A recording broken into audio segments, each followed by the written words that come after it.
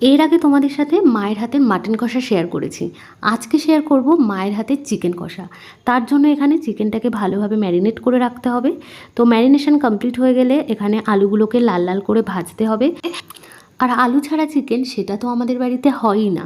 তো এখানে আলুটা ভাজার পরে পেঁয়াজগুলোকে ভাজতে দেওয়া হয়েছে। এর মধ্যে এরপরে একে একে আদা রসুন বাটা, টমেটো, নর্মাল লঙ্কার গুঁড়ো, কাশ্মীরি রেড চিলি পাউডার, হলুদ, লবণ যেগুলো লাগে সেগুলো দিতে হবে। এরপর মশলাটাকে বেশ অনেকক্ষণ ধরে কষিয়ে নিতে হবে। তারপর ম্যারিনেট করে রাখা মাংসটাকে এর মধ্যে অ্যাড করতে হবে। আর মা বলে কোনো তরকারির আসল টেস্ট আসে মশলাটাকে কষানোর ওপর নির্ভর করে।